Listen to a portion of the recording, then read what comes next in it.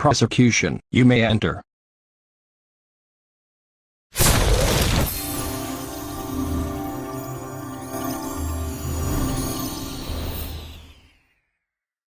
Nice entrance. Thank you. Defense, you may enter.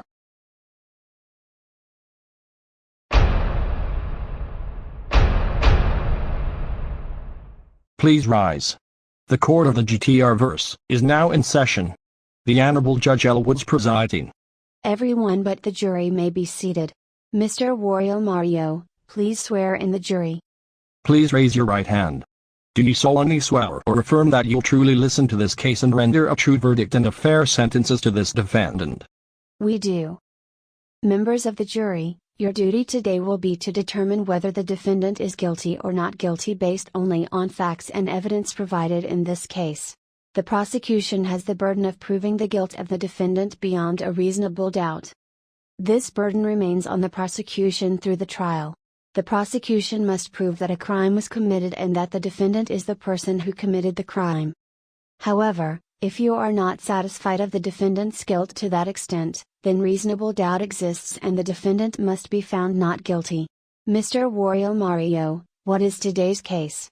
Your Honor, today's case is the GTR community versus the creator of the GTRverse. Is the prosecution ready? Yes, Your Honor. Is the defense ready? Yes, Your Honor. Prosecution, you may proceed. Your Honor, members of the jury, my name is Alexandra Daddario. And my name is Bowser. And we are representing the GTR community in this case. We intend to prove that the creator rigged his own series for his own needs. We also intend to prove that the creator did have a history of severe abuse drama allegations against several people. At the end of the trial, we will ask you, the jury, to find the creator guilty in all said occasions. Thank you. Defense, you may proceed. Your Honor, members of the jury, my name is Goth Piper. And my name is Pauline. And we are representing the creator of the GTRverse in this case. We intend to prove that the creator is being legitimate in the creation of all this series, and that the abuse allegations and drama were not intentional. Members of the jury, we ask you to find the creator innocent. Thank you. Prosecution, you may call your first witness. Thank you, Your Honor. I call to the stand, Waluigi. Will the witness please stand to be sworn in by the bailiff? Please raise your right hand. Do you swear to tell the truth, the whole truth, and nothing but the truth? I do.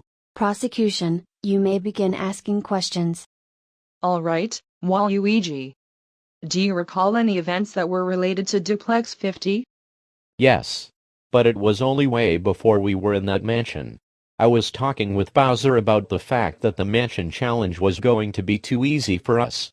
All of the sudden, everything went blank, and my next memory was when the hosts were performing some sort of operation on me and Bowser. They then informed us that we were already eliminated, which had both of us very confused. Ninja then told us what really happened, in which me and Bowser, along with 2 other contestants, did some very troublesome things that made Ninja penalize us for pretty harshly.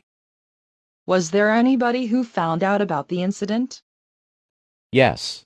When we were about to be eliminated in the episode after the challenge, several other contestants tried to keep Bowser and I in the competition. In particular, Rainbow White Mage revealed that those other 2 contestants who did troublesome things with us used some hacking chips on us so we would be forced to join them in their schemes. Was there anything done after the report? White Mage initially decided that after reviewing the footage of the mansion challenge following the outcry, Bowser and I would stay, and that Xi Jinping and Goldnissan would get eliminated. But then the creator stepped in and vetoed that. And then both of us were eliminated. I would have to admit, the brain chips looked kind of suspicious when the host showed them to us. Too bad the creator made it a quadruple elimination and we were given unusually massive penalties that were guaranteed to eliminate us too. Got it. I have no further questions, Your Honor. The defense may now cross-examine the witness. So, did you look at the brain chips to see who they were made by? No. Did you have any clue if Zai and Rednissan were affiliated with anyone? No. Regarding how you and Bowser got eliminated, you do realize that it was a quadruple elimination, therefore 4 contestants must be eliminated no matter what, right? Well, yes, but as I said before, White Mage reviewed the footage, and they decided to keep us despite it, therefore Bowser and I should have stayed per the host's decision. Then the creator was just doing his job. He knew things had to go as accordingly, hence his intervention. On that note, it had to be done because it's character elimination general policies. Every character elimination creator has that policy regarding multi-eliminations. Also, you do realize that penalties are often harsher if the crimes committed are more heinous, right? After all, you did say you and Bowser took part in some very troublesome deeds, which likely explains the penalties you two got. Well, yes, I know that. But I feel like the penalties we received were pretty unreasonable relative to the penalties other troublemakers got for their actions. You see, we were penalized for working together to pour lava on a building when the other contestants were still inside it. The hosts had no idea Bowser and I had our minds taken over at that time, so they punished us alongside the other 2 troublemakers. However, Olivia Jade also poured lava on multiple contestants by herself during Duplex character elimination Bad Future, yet her penalties weren't even close in ours in terms of severity. This can all be summed up by the fact that we were given a do not vote for me to get the prize penalty and she wasn't, even though both crimes were pretty much the same. That particular penalty prevented us from getting any prize votes, which basically guaranteed our eliminations because otherwise, one of us 4 could have won the prize and avert elimination. In other words, while both deeds were very identical, Olivia Jade still had a chance to avoid getting eliminated, but we weren't given that chance. If she didn't get that particular penalty, then why should we? Not to mention that this particular penalty was never used before in the creator's character elimination seasons, as it was first used against us that episode. Because of all those factors, it feels like that particular penalty was specifically issued against us to get Bowser and I eliminated and prevent either of us from winning, as the finale commenced right after our eliminations, meaning no rejoin opportunities either. But did you know if the creator discovered the prize vote prevention sign from other character elimination creators, and if so, when? No. Well, that does complicate things. I have no further questions, Your Honor. The witness may step down.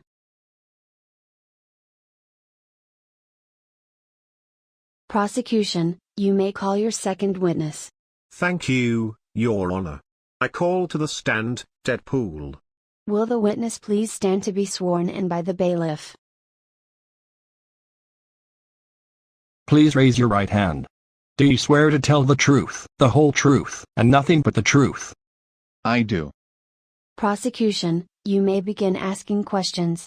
Deadpool, based on the Battle for Woohoo Island rigging scheme, what were your findings? Well, I have a photocopy of the evidence that I can present. Order in the court.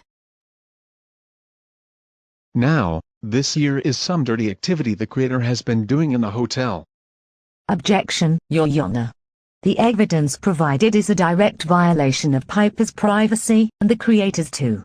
Ethics code says that you cannot take a picture of anyone without their consent. Besides, if this is a private room, you can't just barge into that room without warning. And how is this relevant to the rigging scheme? Because falling in love with someone would want you to make them win a series?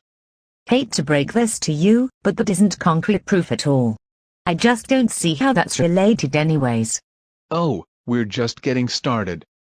Bear with me for now, and you'll know exactly where I'm going with this. Yeah, sure, because that photo you took is illegal evidence, according to the GTR privacy policy, and therefore cannot be used. Objection sustained. We will not allow Deadpool to proceed with this evidence. Alright then. Let me get to a different point. I had a conversation with Titanium Man about Battle for Woohoo Island after consulting Bowser. Titanium Man told me all about how Battle for Woohoo Island was rigged to make Piper win. He showed me all types of data. And what kind of data would you like to present? This chart here represents Piper's average placement being noticeably higher than the rest of other notable contestants and winners in other Battle for Wuhu Island seasons. But that's not all yet. Here are all of Piper's event results from Battle for Wuhu Island 1. She was only UF just once, while all the other contestants who finished in the top 7 were UF at least twice. Further, here are all the event results from Battle for Wuhu Island 1. Oh, wow. So let's do a deep dive. Piper only faced elimination once following an event, while all other contestants who finished in the top 7 faced elimination twice. The lone time she finished in the danger zone, she was in a 4-way tie, but for whatever reason, she was placed above all the others and was therefore ranked the highest of those in the danger.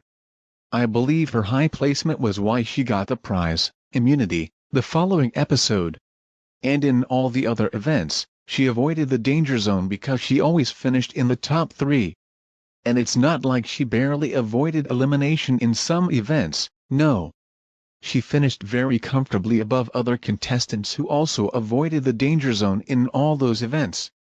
In the second event, she almost tied the event's runner-up and finished well above the person who finished in 4th place and also avoided the danger zone. In the third event, Piper finished in 1st place with a pretty big lead over that event's runner-up. In the last 2 events, Piper was 2nd place, while Alana won those events. However, their scores were very close to each other while Piper's score was miles above the scores that were 3rd place for both events. Oh, and did I forget that in the final event, despite Piper only finishing as a runner-up, the creator suddenly changed the rules regarding prize benefits for those who finish in 1st place but already have won? You see, originally, if someone finished in 1st place but already has a prize benefit like immunity or a half-vote advantage, it would be instead handed over to someone in the danger zone. But in the final challenge, the creator suddenly changed it to the award being handed over event's runner-up instead. For the event where he changed that rule, guess who so happened to finish as that event's runner-up? Piper. How convenient. And because of that, Piper being given immunity thanks to that abrupt rule change made it impossible for her to be eliminated during the final special event where all contestants had to be up for elimination. Not to mention that the preceding challenge also saw the creator change the prize for whoever finishes in 1st place from a half-vote advantage to immunity. Had he not done that and everything else stayed the same, then Piper would have a chance at being eliminated in the final special event, meaning that she might not even make it to the finale and therefore not win the season. And considering that Piper also had immunity during the other special event thanks to the prize she won following the first challenge, it shows that after the first event, Piper was literally guaranteed a spot to the finale because she was off limits for the viewers to vote out. So with everything taken into account, this travesty of a run can only be explained by the creator rigging the season in order to make Piper win, which he unfortunately succeeded in doing. Do you think it would be possible that Alana is in on it as well given her 2 first-place finishes and each getting prize benefits from each other? I'm pretty convinced that after reading the results and watching the footage, Alana is a possible accomplice. After all, when Piper received the half-vote advantage, she has an unused immunity award, so her half-advantage vote went to Alana. Then, when Alana received a second immunity despite already having an unused immunity award, it was taken and then given to Piper as I previously stated. So yes, I can see Alana being an accomplice for the creator's rigged schemes to make Piper win despite Alana's own performance not being as good as shown earlier. Well, that blows. I have no further questions, Your Honor. The defense may now cross-examine the witness. Deadpool. How were you able to go back in time to battle for Wuhu Island 1? Well, I used a device that allowed the holder to travel in time. I also used several other devices to prevent the branching of timelines. Speaking at plot Emery, why do you define Piper as having such? It's what Titanium Man told me, she's too good at stuff for no reason. Objection, Your Honor. Aren't you and Titanium Man misusing the plot armor term out of being triggered over the fact that Piper was just simply that great? Besides, It only applies to characters from fictional movies and stories. Well, yeah. Also, and you do realize that we are literally living in a fictional universe too, right? So the plot armor accusations definitely do apply. You do realize that plot armor is used to refer to the phenomenon in fiction whereby the main character is allowed to survive dangerous situations because they are needed for the plot to continue, right? And does Battle for Woohoo Island 1 really show that? Well, yes. Because explain to me how in the world was Piper only up for elimination once, and during every special event, Piper had immunity all the time, meaning she was immune to being eliminated from the second challenge onward. Basically, Piper was being prevented from being eliminated after the first challenge, and even then, she was placed the highest of all the contestants who ended up in the danger zone that time despite her tying with 4 other contestants. That's basically the equivalent of being given every single break possible, which is essentially plot armor. You may be right about the fictional universe stuff and the placements, but I did a careful review of Battle for Woohoo Island 1, and it doesn't meet the necessary conditions for plot armor to exist. Even if Piper was to be eliminated, the series would have had to continue as the policy states. If nothing rings a bell, try comparing this to Star Wars Episodes 7, 8, and 9. Look at Rey Skywalker's legacy and connect that to its plot. Well, yeah, but plot armor can take multiple forms. In Rey's case, she somehow could best even the most powerful characters despite relatively minimal training, though even then one could argue it's because she's Palpatine's granddaughter, hence why she's so powerful. In Piper's case, she performed way too good that not even the other top performers across all the Battle for Woohoo Island seasons could keep up with, not to mention that she faced elimination less often than basically everyone else that season and was gift-wrapped a trip to the finale. Tell me how Piper's case is somehow less egregious than Rey's. Because you can't. So yes, Piper's case does meet the necessary conditions for her to have plot armor. Objection overruled. This answer will be allowed. Is it true that Titanium Man painted Piper as a criminal just because of her performance? Not really, as he also claimed that her variants were immune to all sorts of damage and even showed a clip of her dark variant admitting to having plot armor. Thank you. I have no further questions, Your Honor. You may step down. Prosecution, you may call your third witness. Thank you, Your Honor. I call to the stand, Detective Peach.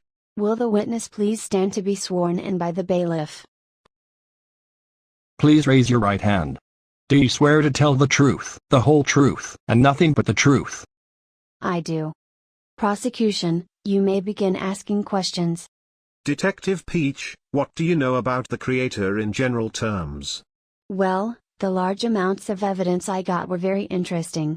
It had the creator's past moments, specifically the bad ones. It is implied that these 2 moments that happened around a decade ago may have been what caused the creator to form the notorious cartel. But why would he do that over a pool incident?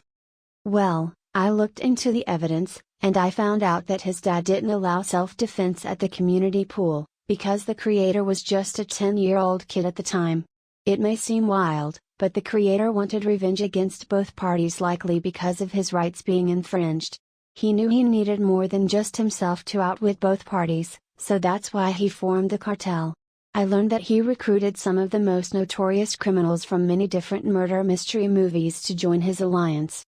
How did he get access to those type of people on TV? My sources say that he traveled into the movies' universes, secretly broke them out of prison, and took them with him. How did you find out about the cartel? It was as simple as it got. You see, I've been investigating this case for 3 years. Turns out I got a big break when I heard that the creator was booked for a harassment claim around December 2024, which was after I raided both the cartel warehouse division. That's when the information about the creator's property and plans surfaced, and I was able to obtain the evidence from the main base. How did he get involved in that harassment claim? Documentation says that back in April 2024, there was some sort of college event where he met 2 girls. Their names weren't said due to some sort of privacy measure. Well, What happened between the creator and those two girls? According to the documentation, the creator claimed that those two girls blocked him on Instagram over the summer, but it was a weird pattern. Another person, who those two knew, also unfollowed him. Later on, another individual whom he met in the fall 2024 semester also unfollowed him weeks after they met. It was possible they were also in on the claim. How did he find out about the actual harassment claim? An anonymous person, who he knew from the spring 2024 semester, came up to him on September 30th and confessed that there was some sort of harassment claim against him. She knew this because of someone else known as Jake, not those two girls. He told them about the harassment scheme, even though the creator believed that it wasn't true and he never intended for that to happen at that time. It may have been misunderstood in the creator's opinion. It was not until 2 months later that the creator would find out that Jake had been planning to turn everyone against him over this incident. Why did he think that way? It seems complicated, but the creator has a history of anger issues and mental problems. For example, a log says that he got angry towards his parents over a matter of something he didn't like, which went on until the late night. To be precise, it happened on December 29, 2023. Man, that totally explains a lot about his arc. What else did you find in the cartel base? Well, you won't believe what I found. It was a me copier. I took several pictures of it because it was too heavy and big to bring into the courtroom. What does that do? As the name states, it makes copies of the creator's me's, but with different colors. So it does explain why there was a surge of me's in the most recent character elimination seasons. How does that connect to the rigging scheme? Because there are more chances of a me associated with the creator to win, and for big name VIPs to lose out or be robbed on said seasons. Wow. That does explain a lot as to why those seasons were pretty skeptical. I also wonder what happened behind the scenes as well. Would you care to elaborate on that? Indeed. During the character elimination, Superstars finale, he caught two of the finalists, known as Zatara and Luka Doncic, cursing in the finale. He was afraid the cursing would get him terminated, so he did something unthinkable. Although the creator would often censor any cursing taking place in his character elimination seasons, in this particular case, he took it one step further on December 29, 2023. Coincidentally, that's also the night where he and his parents had a fallout over something. What did he do that night? I discovered that the creator tried censoring their vulgar language, but not by using a typical censor or by blanking it out as done in the past. Instead, he tried censoring the contestants' cursing with the minion butt sound. The planned use of that sound effect led to another disaster.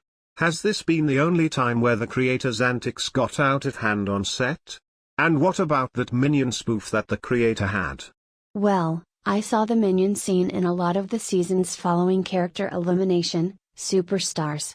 It was kind of over the top though.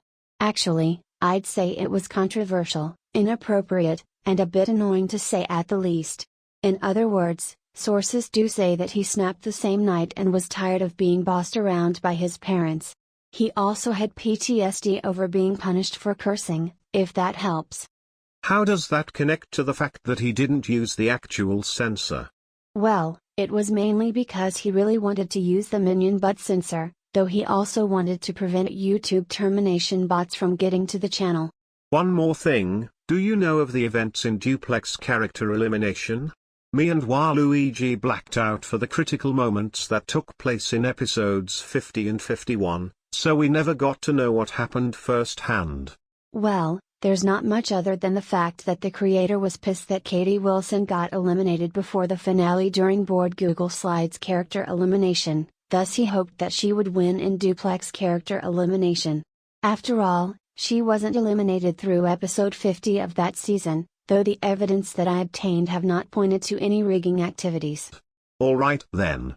I have no further questions, Your Honor. The defense may now cross-examine the witness.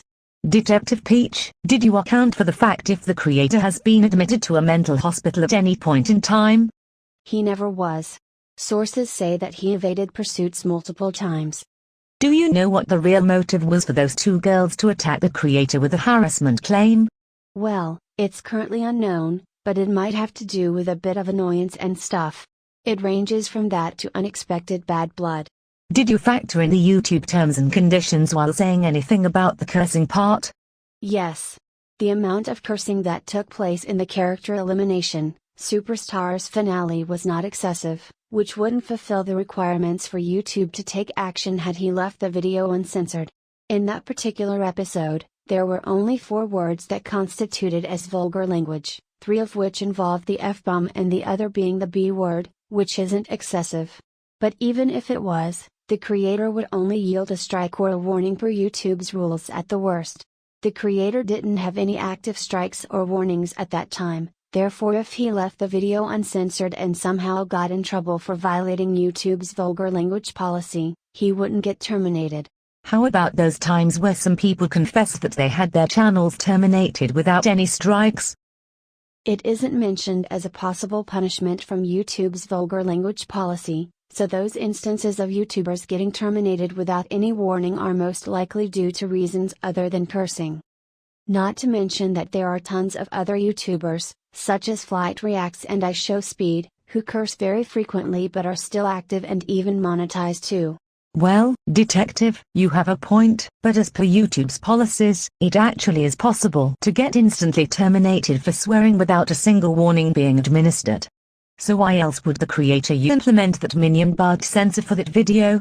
Oh right, that's because based on the severity of Zatara's and Dom6 fight, there would have existed a possibility of him being terminated in no time flat.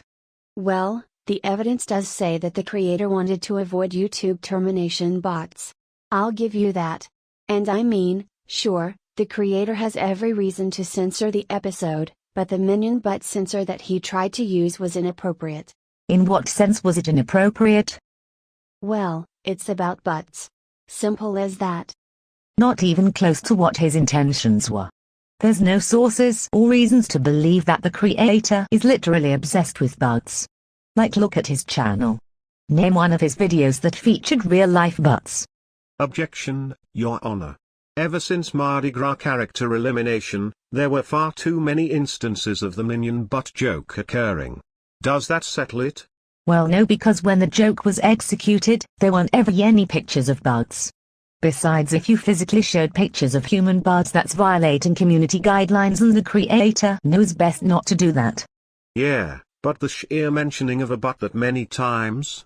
So you're telling me that you're in a nutshell raging over a joke originally made in a PG movie that wasn't meant to promote graphic content?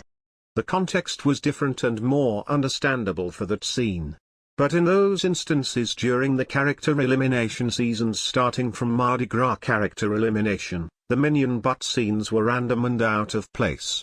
For whatever reasons, contestants were randomly saying the word bot and then the minions would show up and say that word too. Based on what I've heard, the minions would only show up if a male said that word. But then those restrictions got loosened up. Ladies could start saying it and trigger the joke, but worst of all, one could do something else other than saying that word, and then those minions would still show up and say but. At this point, considering how much the restrictions have loosened and how often and out of place those jokes have occurred in general, it's pretty clear that the minion butt scene is a potty joke that the creator is obsessed with. To be fair, that was considered a potty joke way after character elimination superstars. So your stance is invalid. Hell no. So you're telling me that randomly saying the word butt out of nowhere isn't some type of potty humor just because it wasn't considered as such until later on? Because that would still be potty humor. So this only tells us one thing: the creator's obsession with the butt joke led to the character elimination, Superstars finale's censoring debacle. And it is scientifically proven that obsessions can get out of hand 80% of the time. Which is why we think that's the cause of him using that over the generic censor and his previous censoring method of just blanking out the vulgar language. For the record, he thought it was funny and that he wanted to do it like other big YouTubers did sometimes. It's not that big of a deal. Except that those big YouTubers either don't censor, use a normal censor, or use an actually funny sounding censor. But the minion butt censor is a sick potty joke. So it all could have been avoided if the creator used the actual censor or blanked it out like he did before. not some little obsession-driven impulse that he had. Objection sustained. Goth Piper's latest question will not be allowed. Well, Your Honor. Speaking of their discussion, I do have the evidence of the unseen version of the character elimination, Superstars video. Do you allow me to present it? Permission granted. Shut the f up, you little b. Well, this was something peculiar. I guess I don't really have to say more about the issue. I mean, what she showed us yields very little to no chance of YouTube termination bots flagging that video for vulgar language claims. Considering that, do you now at least see why the creator opted to use that censor other than whatever obsessions he might or might not have had? Not really, as an actual censor would also be blocking out the vulgar language spoken, meaning that it's just as effective and a lot less inappropriate. Sure, it is useful in censoring that, but there's still that feel of someone saying a bad word if one was to imagine it uncensored. And I have a strong feeling that the YouTube community guidelines bots are acting the same as that. But with a custom censor sound like the Minion one, I'm 100% sure that the bots wouldn't be able to recognize such. Yeah, I would be surprised by what I could do these days. Objection, Your Honor. I'm very confident that those community guidelines bots would only check if vulgar language was actually being spoken, and not if there's a so-called feel that someone's saying any expletives. And while you may be correct that there may be a feel of profanities being spoken with the actual censor, that's mainly because said censor was used super frequently by other people, hence the link. But even then, how come he couldn't just simply blank it out instead? Anyways, because of how commonly used that actual censor is, it's a whole lot more reasonable for the bots to simply acknowledge that censors are being applied and move on instead of trying to bypass the censors to get that supposed feeling. Otherwise, those bots would basically be trying to find excuses to terminate every channel, which is super unreasonable for YouTube to do. Therefore, your argument that using an actual censor would be as ineffective as you claim it to be is just outright stupid. Objection sustained. Goth Piper's latest statements about YouTube's community guidelines bots will not be taken into account. Well, I have no further questions, Your Honor. Thank you. You may step down. Prosecution, you may call your fourth witness. Thank you, Your Honor. I call to the stand, Zatanna Zatara. Will the witness please stand to be sworn in by the bailiff? Please raise your right hand. Do you swear to tell the truth, the whole truth, and nothing but the truth? I do. Prosecution, you may begin asking questions. Okay, Zatanna. So you're testifying on the behalf of your younger cousin, Zachary Zatara, correct? Correct. He has informed me of everything he experienced while competing in the creator's character elimination seasons and his thoughts on the many events that he experienced throughout his participation. Alright. So, what were the voting results for the finale of character elimination, Superstars? It was a 5-person finale, and Zach tied with Luka Doncic for first place with 9 votes each. Meanwhile, the other 3 contestants were behind in votes. Because Zachary and Luka tied, what did the hosts do to break the tie? Black Mage, the main host of the season at that point, decided to have Ariana Greenblatt, who was the last booted contestant that season, privately vote for which contestant to win, which would break the tie from the votes cast in by the viewers. What was Zachary's initial thoughts of Black Mage's tiebreaker when the latter first announced it? Zach was very irate over that tiebreaker, even before Ariana's vote was announced. Why was Zachary upset with Black Mage's tiebreaker? You see, just a few episodes before the finale, the season was in a 2-team section. Doncic and Ariana were teammates during that stretch, while Zach was on the other team. It is important to note that Zach was a surprise joiner that season, in which he joined the season during that same 2-team section and was sent to join the other team. It was also his first time competing in the creator's character elimination seasons too. Because of those factors, Zach and Ariana never crossed paths by the time the finale rolled around. However, Ariana and Doncic did cross paths by that point thanks to them being on the same team during that 2-team section, Therefore Zack believed the two had some familiarity and friendliness with each other. Since Ariana's choice would decide which of the two would win, Zack believed that Ariana being more familiar with Doncic would cause her to vote for him to win.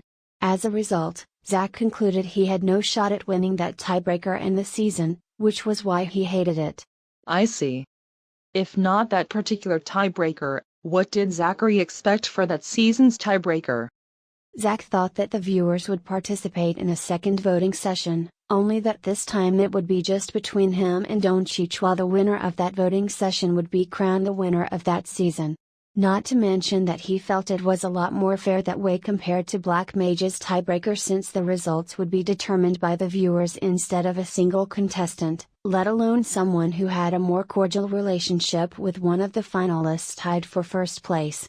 Did Zachary complain about the tiebreaker to Black Mage? Yes, but only after Ariana's choice was revealed. What did Black Mage say in response? Black Mage said getting Ariana to vote was the only reasonable choice. Black Mage claimed that choosing any contestant would yield the same bias that Zack claimed was favoring Doncic by having Ariana vote to break the tie, only that Zack might instead be favored. Black Mage also stated that should a second voting session take place to break the tie as Zack expected, the viewers could get angered as some of them would cast the same votes as they did in the initial voting period, which Black Mage wanted to avoid. But Zack felt Black Mage was making excuses, as not all of the viewers' votes went to Zack and Doncic, meaning that those voters who initially voted for someone else would now have to vote for either Zack or Doncic to win. What else happened during the finale? Doncic began shouting expletives at Zack while also calling him mean names following the latter's complaining over the tiebreaker, which further enraged Zack and caused the argument to escalate to the point where Doncic cast a spell in Morse code that severely injured my cousin. Did Black Mage try to stop the fight? He tried at first, as he attempted to get both of them to calm down, which worked at first. But after Zack began criticizing Black Mage for the latter's reasoning to not break the tie through a second voting session from the viewers, Doncic resumed his vitriolic insults against Zack. This time, Black Mage simply stayed out of the way and let Doncic and Zack fight, which led to Zack getting badly wounded. Then the hosts and Doncic left him behind shortly afterwards. How come Black Mage let that happen to Zachary?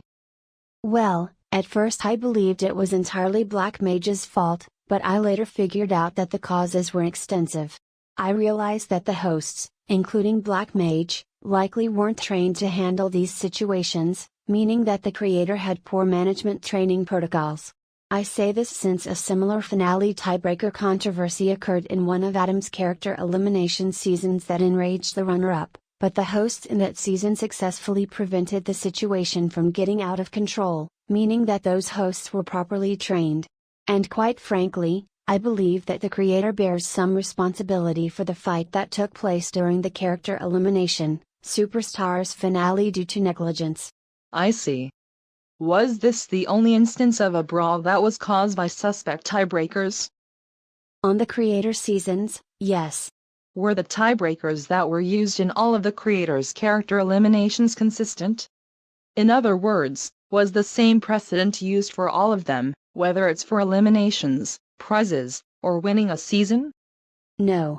In some cases, tiebreakers were first broken by a wheel, then by random decision, then by contestants voting, then back to random decision, and vice versa.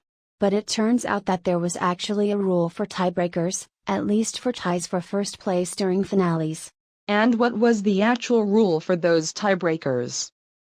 Rule 69F.420 of the Creator's Guidelines state that in the event of a tie for first place during a finale, the viewers must participate in a second voting session where they can only vote for someone who finished tied for first place. Whoever wins that voting session emerges victorious. However, Black Mage broke the tie his very own way, which heavily deviates from what was called in the official rules and further suggests that the creator didn't properly train the hosts. Otherwise, Black Mage would have known what to do when breaking the tie, in which he would have the viewers participate in a second voting session per the creator's own guidelines. Were there any other signs of substandard conditions or protocols to note? Well, I overheard complaints that Ninja, who hosted most of the creator's character elimination seasons, was too tired to come up with a challenge in past seasons when a challenge is expected to take place every episode except when there are special events. Not only that, but it then turned out that even the episodes were being rushed. I'm not talking about the video lengths in general, but there were multiple episodes being released on the same day. It just comes to say that quantity was being picked over quality. Got it. I have no further questions, Your Honor. The defense may now cross-examine the witness. You said that Zat didn't like the tiebreaker when it was first announced. Why didn't he complain about the tiebreaker then instead of after Ariana's vote was revealed? Well, while Zach knew he had basically no shot at winning the season thanks to Black Mage's tiebreaker, he was afraid that complaining about the tiebreaker at that time would cause Black Mage to immediately crown Doncic the win to punish Zach for rebelling against him. So Zach figured that while it was a very long shot, it was better to just stay silent and hope for a miracle that Ariana would choose him to win instead of complaining immediately and further risking his chances at winning the season. You claim that Black Mage didn't follow that specific rule that you mentioned, but you do realize that the hosts are actually allowed to handle a finale tiebreaker any way they want, right? Objection, Your Honor. Said rule states that a finale tiebreaker can only be handled differently if all the finalists were tied for first place, which was not the case that time. Objection sustained. Pauline's latest question will not be taken into account. Now, how did Zach find out that Ariana voted for Doncic? Black Mage announced that after seeing Ariana's vote, Doncic won the season, meaning that Ariana chose Doncic to win. Given that the tiebreaker only had Ariana Greenblatt voting, did she do anything to convince Black Mage to follow the rules, or did she not know anything at all? She had no knowledge of that rule and she senselessly decided to comply anyways, based on the footage Sailor Daisy captured and what she told Zach and I. Did Zach know about Ariana's real intentions to vote for Doncic? Apparently, in the video, Ariana said that she was voting for Doncic to win since he was her teammate. Black Mage said that he would count her vote, but asked if there was another reason besides that. And Ariana claimed that Zachary was nothing but a glitchy ripoff of his big cousin, in which he was a knockoff of me. And I found that pretty insulting not just to me and Zach, but to our entire family as well. Did you call over some inspection team to assess the quality of the character elimination episode work area? No, it was just me who had some observations. I have no further questions, Your Honor. You may step down. Prosecution, you may call your fifth witness. We have no other witnesses, Your Honor. The prosecution rests. Defense, you may call your first witness. Thank you, Your Honor. I call to the stand, Lindsay Lohan. Will the witness please stand to be sworn in by the bailiff? Please raise your right hand. Do you swear to tell the truth, the whole truth, and nothing but the truth? I do. Defense, you may begin asking questions. So, Ms. Lohan, what do you recall about the creator? Well, he saved me from corrupt cops back in November 25, 2012, with a conveying speech that caused the cops to not arrest me. Was this your only interaction with the creator? No. We've been friends for a while. Every so often when he was in elementary school, he would have a little tea time with me and tell me what's been happening that time. Would you care to name some moments? Yes. I think this one was mentioned just a few minutes ago, but the creator told me something about a child gang he faced at an early age. It was at the pool one summer. Apparently he was doing swimming exercises when he ran into the gang of four, led by the most notorious guy in the neighborhood. The first time he ran into them, things didn't end well. Was that the only time he encountered them? No. He saw them at the pool regularly. The creator eventually got tired of all their antics that he decided to bring a water gun for self-defense. But guess what? He couldn't do that, because his dad prohibited it. Did he take any action regarding the decline of self-defense usage? Yes. He started a cartel in which the purpose was to take down the bad apples in the world. And he started with the pool gang. Did you take part in his organization? No. I got arrested again in March 2013 because of reckless driving, so I couldn't join his cause. But I could tell he was worried about me. What do you think about the creator now? The creator is a loving and caring soul, who will do anything to improve the safety and security of any place. I guess my advice really helped him to become a better person and use his capabilities for the common good. If it wasn't for him, I would have been arrested a handful more times by now. He's changed my life for the better. I have no further questions, Your Honor. The prosecution may now cross-examine the witness.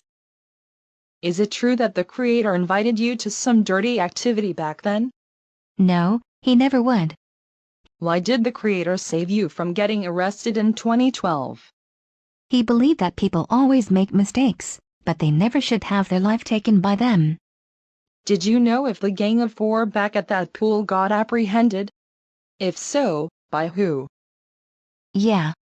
They eventually got busted in a sting operation led by the creator himself. I disguised as a hot girl in the pool and tested whether they would harass me or someone else. Sure enough, they did, and that's when the creator's team pounced and apprehended them all. I have no further questions, Your Honor. You may step down. Defense, you may call your second witness. Thank you, Your Honor. I call to the stand, Piper Matthews. Will the witness please stand to be sworn in by the bailiff? Please raise your right hand. Do you swear to tell the truth, the whole truth, and nothing but the truth? I do. Defense, you may begin asking questions. Ms. Matthews, why do they say you have plot Emery? Well, I don't. People are just believing false rumors. Is there a notable incident where someone accused you of plot Emery? Yes.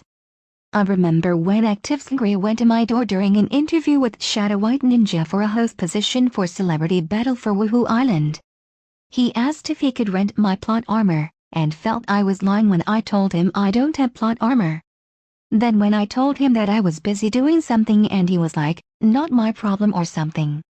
I was somewhat furious that he interrupted the most important interview of my life, but in terms of knowing what he did afterwards, he just walked away. Well then. What happened in Battle for Woohoo Island 1? Well, I did get off to a rocky start, despite months of training for the season. After I finished in the bottom half in the first event, I decided that I was going to have to give it my all, whether I used strength, speed, smarts, or all of them. What happened after the first event? I simply performed very well in the rest of the events, where I finished in the top 3 in all of them. Alright. I have no further questions, Your Honor. The prosecution may now cross-examine the witness. Prior to Battle for Woohoo Island 1, have you been given any enhancements? No. I have not received any enhancements as far as I know.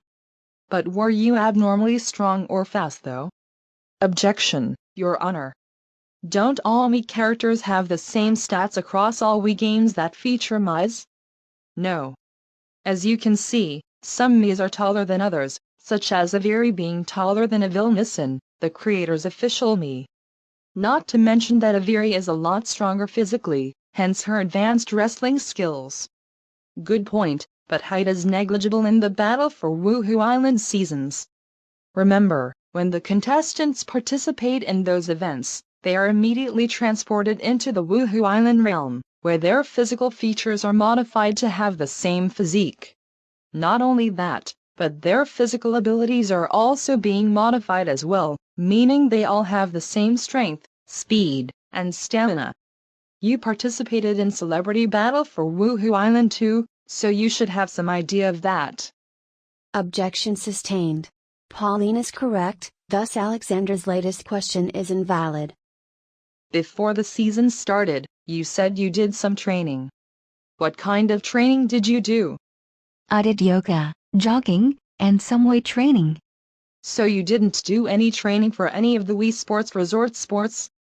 No. All those events I took part in were brand new to me when I did them during the season. So how do you explain being up for elimination following a challenge only once while finishing in the top 3 in all other events?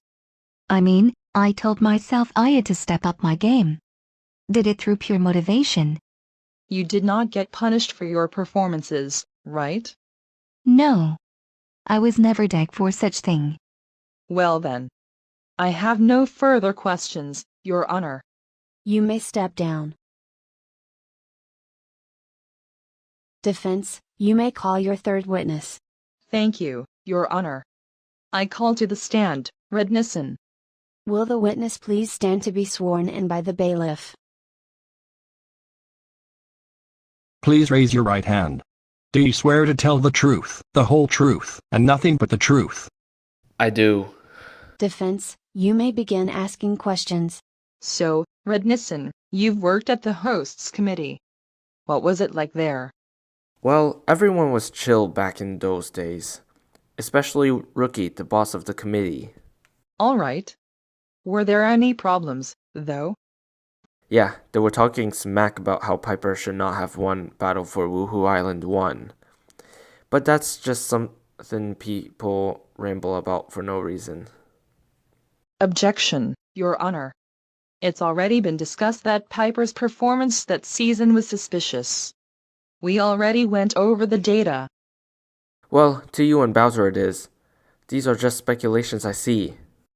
Objection overruled. Continue, Rednissan. Now my point is, it's really the bullying that needed to be discussed. This was seriously getting out of hand.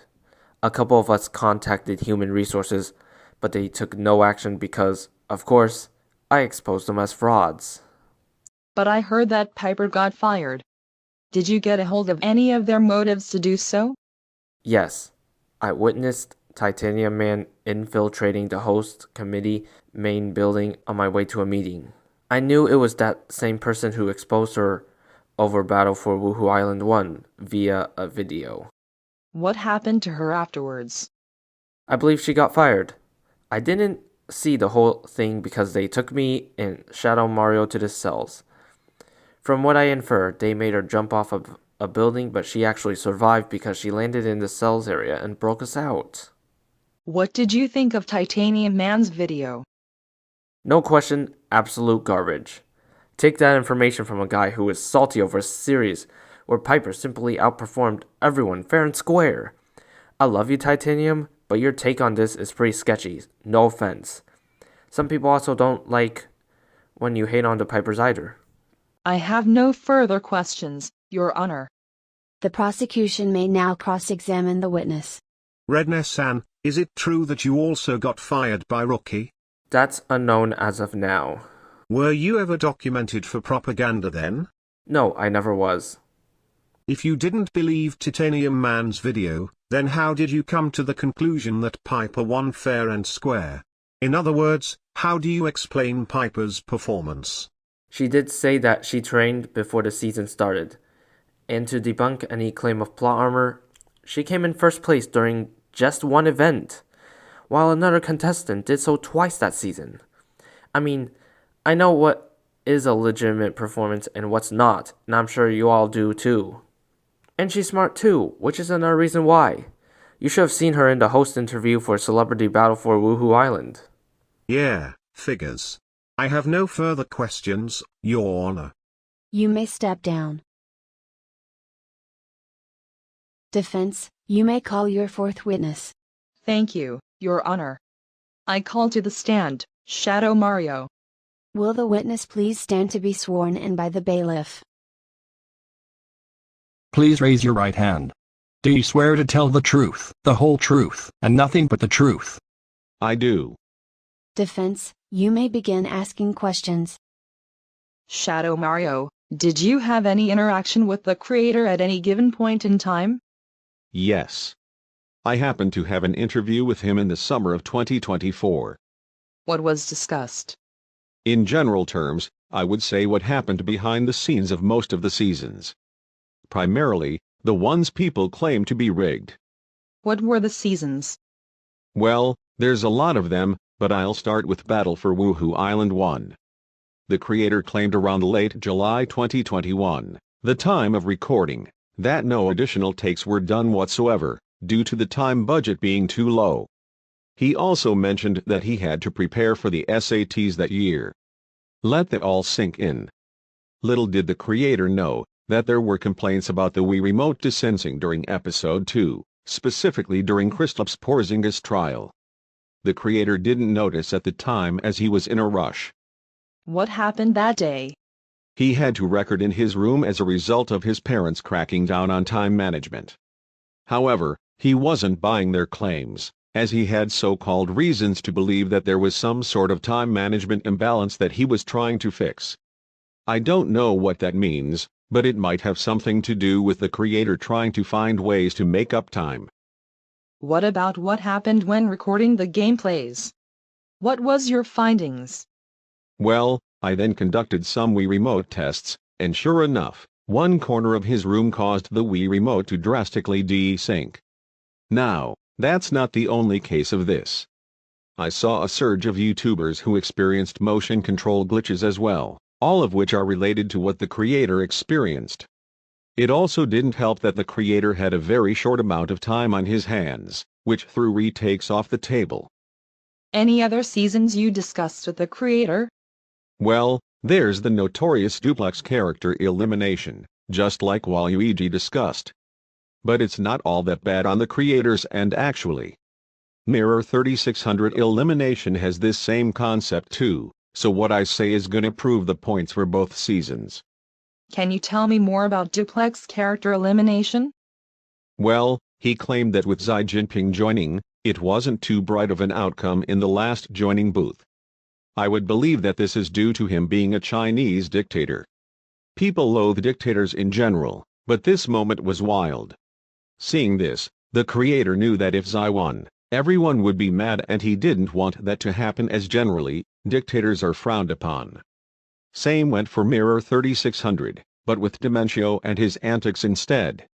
Bowser, Waluigi, and Nina Dobrev all got robbed of a chance to go to the finale, due to them receiving extra elimination votes, thanks to Xi Jinping and Dimentio's methods of sabotaging the contestants. The creator even confessed to having nothing to do with their eliminations. All right. I have no further questions, Your Honor. The prosecution may now cross-examine the witness. Shadow Mario, what type of Wii remotes did the creator use? He mentioned they were Wii remotes with Wii Motion Plus inside. It was not that extra extension that had Motion Plus. Did he record Battle for Wuhu Island in the daytime or nighttime? He did it during the day. Are you implying that the creator tried to implement time saves due to the shortage of time he had? In a way, yes. Why was only Porzingis affected by the Wii remote desyncing? Well actually, many other contestants were affected. Just not as much as Porzingis was. Analyzing the gameplays from Battle for Wuhu Island 1, there were mild to somewhat high fluctuations with everyone else. Did it also happen in further events? With a deep analysis, yes. I saw several fluctuations that differed from the normal gameplays I would see. The creator claimed that he had no knowledge of this happening at the time as he classified it as mere simple Wii behavior. Makes sense because the Wii was first released on November 19, 2006. Speaking of duplex and Mirror 3600 elimination, did you know why the creator decided to veto the host's proposals, such as keeping me and Waluigi in for duplex and a rejoin event in Mirror 3600 elimination? Not exactly, but I do know that he always wanted things to stay in line and on schedule. It was a quadruple elimination that episode in duplex, so the creator needed 4 contestants eliminated no matter what. Also, as I said before, he claimed that time was falling short as he rose up the school years. Around the time Mirror 3600 elimination aired, he also had to prepare for college. His YouTube plans also had to go on a complete overhaul because his high school grades notably went down the toilet during senior year due to some propaganda he believed. How do you explain the previously never used "do not vote for me" to get the prize penalties imposed on us for during duplex as Waluigi previously mentioned, however? As Pauline said before, bad actions were to have penalties usually depending on the severity of the crimes. Then how come Olivia Jade did pretty much the same crime as us during another season, and she didn't get that penalty? She worked alone, that's why. Yet multiple contestants were burned by her, just like the case with us. And how is it that working together to commit a crime is somehow worse than committing the same crime alone? Zai's was 5. Olivia Jade's was 2. And last time I heard, the penalties get more severe with each death. And for the record, being involved in a group to cause death is rather worse than being alone doing the same thing. Well, actually, us pouring lava on the other contestants actually resulted in no deaths for what the hosts told us. But even then, your claim that being part of a group committing a crime is somehow worse than committing the same crime alone is absolutely outrageous. Think about it this way, if you were part of a group, you wouldn't have to do as much, therefore you would have a lesser role in the crimes committed. Meanwhile, if you commit the same crimes alone, you would be the sole perpetrator, meaning that you would have to do more, therefore you would have a much larger role in the crimes committed and bear more responsibility. So if you do the math, each of us were responsible for only 1.25 contestants being burned, while Olivia Jade was responsible for 2 contestants being burned all by herself. Objection, Your Honor. You have a point regarding working alone versus working in a group, but you do realize that mental math doesn't work in crime logic, right? Well, sure. Maybe each of us do have to bear the responsibility of burning the other 5 contestants. But in no way is that somehow worse than if one of us acted alone in burning the other 5 contestants, at least from a defendant's perspective. Speaking of deaths and crime logic, in episode 1 of Winner's War, Rednissan actually murdered 4 people by himself, but he didn't get that no prize votes penalty. So how come we were punished that more severely since, like I said before, we didn't actually kill anyone? Objection overruled. Pauline's question will not be taken into account. Well then, I have no further questions, Your Honor. Thank you. You may step down. Defense, you may call your 5th witness. Thank you, Your Honor. I call to the stand, the creator. Will the witness please stand to be sworn in by the bailiff? Please raise your right hand. Do you swear to tell the truth, the whole truth, and nothing but the truth? I do. Defense, you may begin asking questions. Creator, you did not intend to cause harm or commit any perjuries in any of your series, did you? No, I would never. But why are people accusing you of such? Well, I was confused at first and I was trying to make sense of all of it. Then I realized sometimes people can get mad when their favorite characters get eliminated, like Bowser, Waluigi, and a lot more. I mean, sometimes I feel that way too, but I would never actually get irate to the point where I threaten people over my favorite characters losing. Never ever. Well, what was all the fuss about the minion censor? If I am being completely honest, I thought it was a harmless joke. Heck, it would even be used as a running gag. My character elimination mainstream didn't have any running gags until I discovered that. I just wanted to put in something funny to keep the interest going. How about duplex character elimination? Again with the engagement flicks, but with plot twists instead of running gags. I just wanted to make things interesting. I mean, don't all TV shows and series have that type of stuff? Anyways, it was kind of the same details as the minion joke. I just wanted it to be a harmless, gigantic plot twist that would have a groundbreaking force on the mainstream. Well, it did, but not as I intended it to be. People were pissed about it. I thought that it got executed poorly, which made sense because back then I was bad at storytelling. But then I found out I actually did this whole thing right, just at the wrong people. Well, you know who. All right. I got it. Now, do you know why people were buzzing around with how Battle for Woohoo Island 1 was rigged? Well, this one has a long story. You see, I was a soon-to-be junior in high school, and I knew things were going to be tough to the point where I would lose my mind in humanity. Well, at least in academic terms. That summer, I was required to study for the SATs. That meant that I had a drought of time and that if I was going to make things work out, then I had to do so carefully. What that meant was I could not afford to let those two tasks collide with each other. Strict blocking had to be implemented, and as Shadow Mario said, reshooting was off the table. Now, let me get right to the point. When I filmed Battle for Woohoo Island 1, everything was going smooth, until the table tennis event, where I noticed that mysterious Wii remote fluctuations happened. It was episode 2, I believe. It was visible during the run of Porzingis at the 9-minute and 12-second mark. For some reason, it didn't register as a hit, and his run ended at 41 points. At first I thought it was typical Wii behavior, but then I did a deep check of motion imbalance in my room, which was where I recorded the videos. As I reported to Shadow Mario, one area of my room caused it, and when Porzingis was a player, it hit that exact same spot. Objection, Your Honor. Why didn't you retry? Well, let me reiterate this. The reason I didn't retry was because I was filming on the month where the SATs were becoming a critical thing in my life, and I needed to be there when it counted the most. Objection overruled. The creator may continue.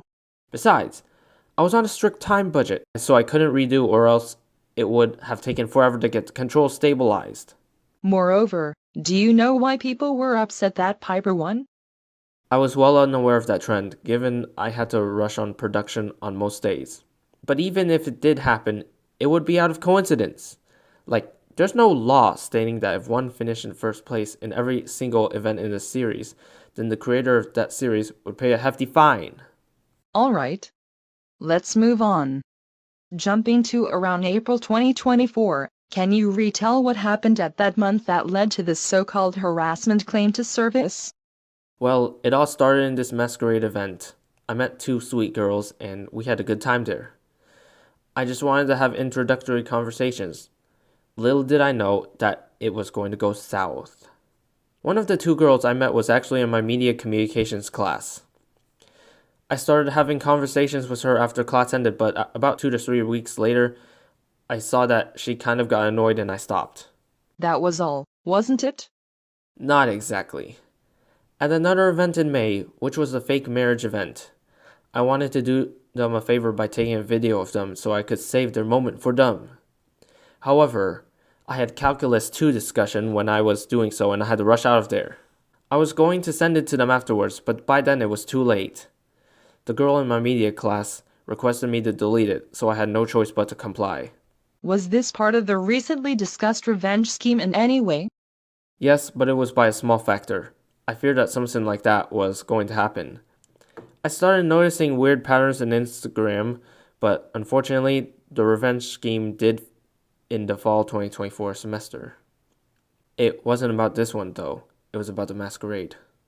I talked to one of my suite mates, who happened to know these two girls. He said that during the masquerade event, there was an awkward situation that unintentionally caused them to think that I was a sex offender. Wait, sex offender? Sorry, Miss Pauline, but you heard me right. You see, some people can be pretty sensitive sometimes, just like me. But this time is no exception. Truth is, I don't even know anything about the weird stuff there. And for the record, Detective Peach was right about one thing. On late September, one of those two girls told a guy named Jake, who then told a friend of mine I met in the dining hall in the spring 2024 semester about the details. Ah, now I see why. But it was not until a month later that I realized that it was all a revenge scheme meant to defame me by getting people to stop talking to me and to unfollow me on Instagram. Who else was in on it? My other suite mate's girlfriend was. We met in the beginning of the school year, and 7 weeks after that, she unfollowed me once she found out about the harassment allegations. Well, that was something else. I have no further questions, Your Honor. Thank you. The prosecution may now cross-examine the witness. Mr. Creator, did you recalibrate the Wii remotes when filming for Battle for Woohoo Island 1? Yes, I did so before recording every episode, and there were still problems. Maybe my Wii remotes were getting old. What made you think you could implement that plot twist in Duplex, and Piper's rigged win in Battle for Woohoo Island 1? Objection, Your Honor. I thought he addressed those already. It's quite obvious that plot engagement and retention were both the leading reasons as to why he made that plot twist. For the record, there's no legal evidence of him having a relationship with another girl, at least not a fictional female. And without the plot twist, fans we have today wouldn't have stayed, and it wouldn't have kickstarted the era we know today. Objection sustained. Bowser's question will not be valid. Well, about the harassment claim, did you know those two girls prior to the event? I think I saw one of them before, but I have no idea if it was actually her. What was your behavior like at the masquerade event? It was nothing harmful, but for what I know, I tend to walk or roam around a lot in these type of events. So you weren't stalking them? No, I would never. I don't even know any more than what's on the outside. Then I take it that it was some sort of misinterpretation and that they blew all of this out of proportion just to defame you in some way, correct? Yeah, you got it right on the dot. What about the fake marriage event? Did you know why they asked you to delete the video you took of them? Yes, I found out right away that one of their other friends was taking the video of them. Did they tell that person to delete it though? I don't think so. Thank you. No further questions, Your Honor. You may step down. Defense, you may call your sixth witness. We have no other witnesses, Your Honor. The defense arrests. Both the prosecution and the defense have now rested their cases. The attorneys will now present their final arguments. Prosecution, you may begin. Thank you, Your Honor. Members of the jury, today you have heard our witnesses and saw the evidence presented. Piper has been fired as a series host for illegal performance. The creator overused the minion but joked to the point where it's harassing everyone, and has poor management quality. Additionally, you can't forget the fact that he has been running a cartel behind us for 10 years, as well as the harassment allegations he faced in college. He even rigged duplex to make me and my friend Waluigi lose. Please find the creator guilty on all counts of harassments and illegal operations. Thank you. Defense, you may proceed with your closing argument. Thank you, Your Honor. Members of the jury, today you have heard testimony about how the creator is a good Samaritan who would go out of his way to help distressed people like Lindsay Lohan, and make the world a better place. He even single-handedly busted the pool gang with Lindsay by his side. On another note, Piper Matthews shouldn't have been fired as a host just because of rumors. Those kind of salty people were trying to ruin her life. In regards to time management, time was pretty scarce during the high school and college years. The creator had to make do with what he got, and he got almost all of his supply of time robbed by his parents. As a result, he had to go into extreme efforts to compensate for that, as much as he could, to make ends meet. Please find the creator not guilty. Thank you. Members of the jury, you have heard all of the testimony concerning this case. It is now up to you to determine the facts. You and you alone are the judges of the fact. Once you decide what facts the evidence proves, you must then apply the law as I give it to you to the facts as you find them. In just a moment, the bailiff will take you to the jury room to consider your verdict. One of the first things you will want to do is to select a foreperson. It will be the foreperson's duty to sign the verdict form when you have agreed on a verdict. Whatever verdict you render must be unanimous, which means that each and every person must agree on the same verdict. The bailiff will now escort you to the deliberation room. Alright everyone, it looks like all information has been presented. Is there anything significant we need to take into account in order to reach our decision? Definitely. A lot was going on. Yes. The harassment claim from college is a pretty bad look. I think the creator could be behind Piper's plot armor allegations as well. Well, that does explain why Piper is placed too high in some way, cumulatively. Do we all agree that the creator is like, fanboying over her or something? In other words, he thinks highly of her, right? We can all agree with that. Well, he did claim he didn't intentionally do better with her on her trials. There's a lot more to everything though. Something else kind of reminds me of a critical thinking question. If so obsessed with the minion bar joke, why peruse it in the mainline series so much to the point that it's a peruse like every brain roof meme out there?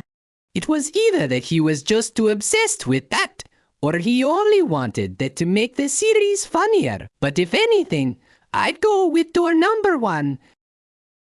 Yeah, that one's pretty disgusting. I'm pretty sure that led to confusion and delay. Speaking of which, let's not forget about duplex character elimination. Something felt really wrong even after what Shadow Mario and the creator clarified. Well, the way I see it, it looks as though the creator got Xi Jinping and Rednissan to attempt an elimination kamikaze. But for what? It was probably to get someone to win, especially given the egregious and unusual penalties used in duplex character elimination. Considering that the creator did want Katie Wilson to win that season, I believe that the creator rigged that season in order to get her to win. Yay, that's what I thought. I mean, in what other means would Ninja given the egregious penalties to those guys? Is he mad about what they did or something? I mean, it could be the case, but as far as the evidence concerned, I do have reasons to believe it is dirty works by the creator. To make more sense of all the whatnot going around, I think when Shadow Mario said something about time shortages, what were you all thinking about that one?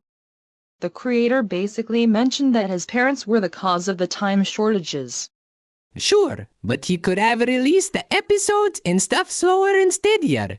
After all, they do say it's quality over quantity. Makes sense as to why the character elimination episodes and other series were rushed. Good point, Mario. Thanks, Aubrey. Wait.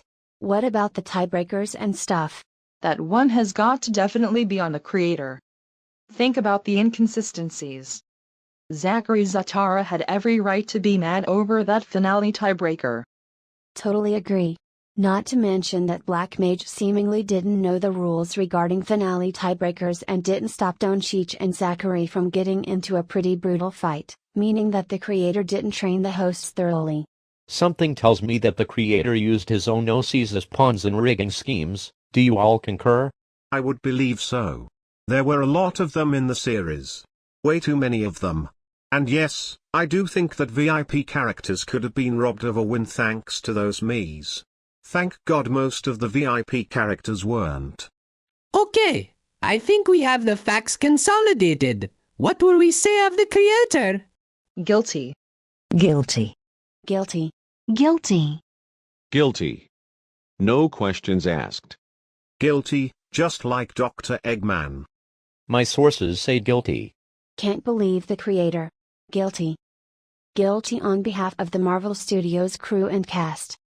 Guilty as charged. Definitely guilty. On behalf of the Mushroom Kingdom, I say guilty. All rise. Have you reached a verdict? We have, Your Honor. What say you? We, the people of the jury, in the case of the GTR community versus the creator of the GTRverse, find the creator guilty on all counts. Thank you, jury, for your service today. As a result of this case, all OCME characters in the property of the creator, excluding anyone on the exempted list, will be blacklisted from competing in any character elimination series permanently. The creator will be sentenced to 192 Harry Potter years in the Azkaban prison for his crimes against humanity and multiple severe abuse and harassment allegations. Furthermore, all Wii OCs in the property of the creator are to be removed from the Wii, effective immediately. After that, they will be withheld by the authorities so that no one else will be able to use them unless special documented exceptions grant the usage of them. The vice creator will direct and produce the episodes until the end of the sentence, or until the creator makes parole, which will take place after 1 year, whichever comes first. Bailiff, take the creator into custody. This court is adjourned.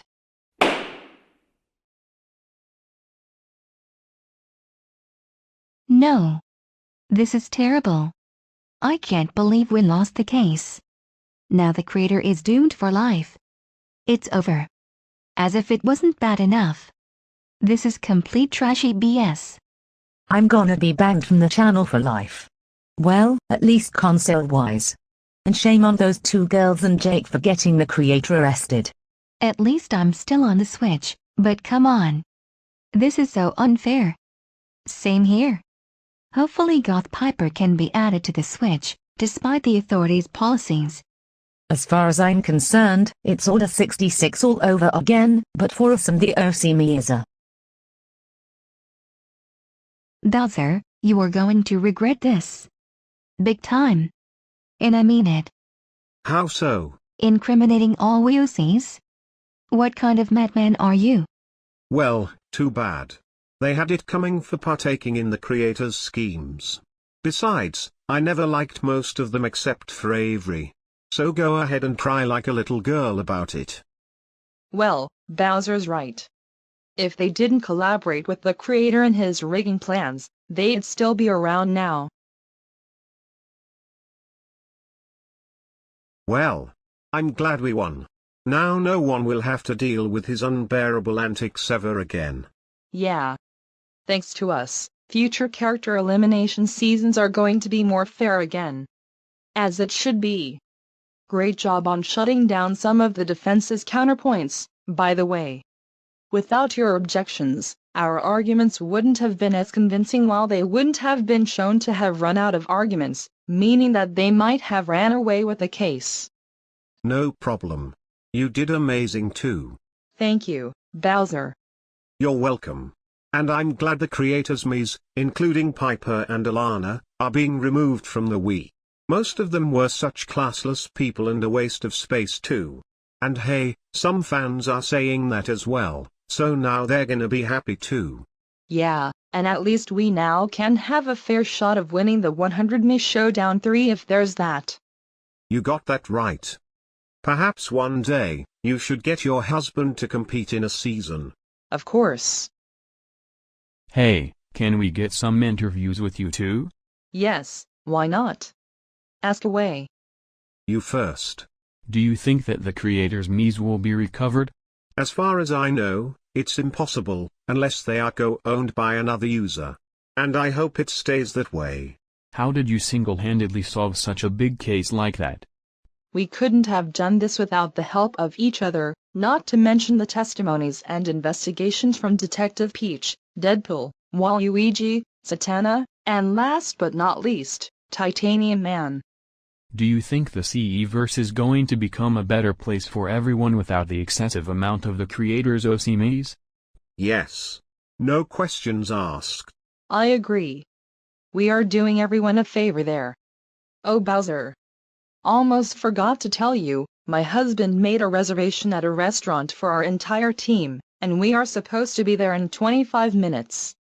Oh, okay. People, we gotta head off somewhere. Sorry we can't answer any more questions. Have a great day. I take it that the rest of our team knows of your plans? Actually, they aren't aware yet. How about I get Zatanna to come along while you inform the others and bring them along? Sure, that'll do. See you there. See you soon.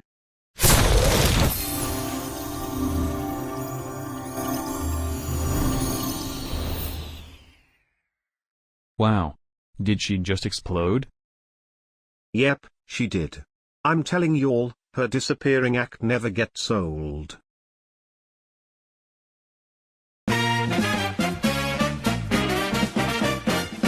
Breaking news. The creator behind the CEverse is now behind bars in Azkaban prison. He was pleaded guilty under multiple counts of severe abuse, rigging, and giving unfair advantages to others. With that being said, he was sentenced to 192 years for his actions. Officials stated that a permanent ban of almost every single OC in the property of the creator has been enforced in the CEverse. Additionally, all Wii OCs have been removed from the Wii system as at the end of the trial. In addition to that, new evidence provided that the creator was also behind the infamous character elimination cartel, where hundreds of arrests have been made. Many, however, still remain at large. Authorities were also tipped off by an anonymous source which was known to be in the possession of the creator when he took part in the character elimination cartel. And this just in, character elimination hosts Ninja and Black Mage have been caught violating the finale tiebreaker voting rules of the character elimination mainstream and failing to follow standard procedures. As far as we are concerned, no season bans for those two have occurred from the incident, but Ninja and Black Mage have been put on probation until Winners War 2 ends. This is the Cosmic Spirit, signing off. Goodbye. Jack the Dark Blue Yoshi, if you are watching this, I am speaking on behalf of my friend Reflex. This is my one and only warning because I'm going to be placed behind bars for a harassment incident that happened back in April 2024. Brian Gonzalez, someone you have been supporting, is as sturdy as they come. He's been a pedophile for a lot of time now. He's been harassing female users on your live streams and causing problems on your Discord server. He even tried to deflect the blame, refused to take accountability, and attempted to get others to forgive him despite his dirty acts. I discovered this during the Mario Kart Tour Autumn Tour Week 1 stream of yours. After I noticed what Reflex was saying about Brian Gonzalez, I decided to chat with Reflex on Discord and ask what was going on. And let's just say, it's not pretty at all. I'm only left to say that almost all of the victims are now afraid and left. And as much as it hurts to say this, it's a real shame, because I love women. My mom is my best friend. And most of my official characters are girls. Like, I talk with females often, and they believe I'm worth 5 stars. So with all due respect, stop supporting Brian Gonzalez now. He is an insufferable pedophile and does not deserve to be forgiven. And something tells me that not everyone deserves a second chance. Heck, it wasn't given to me, even though I did not and would never do the same kind of stuff that Brian did. I would never ask for anyone's personal information online or in person because that's literally breaking boundaries and violating people. So if I were you, I would cut ties with Brian Gonzalez because what happened happened, and you just can't forget what he did to those women, and you also can't forget how they're feeling after the trouble he caused them. By the way, Reflex, I have something important to tell you. I know I didn't tell you this before, but since the harassment accident against me surfaced and the police got involved, the Vice creator got a hold of my Mario Kart Tour account. I just wanted to clarify. Expect to still see the Mario Kart Tour account going.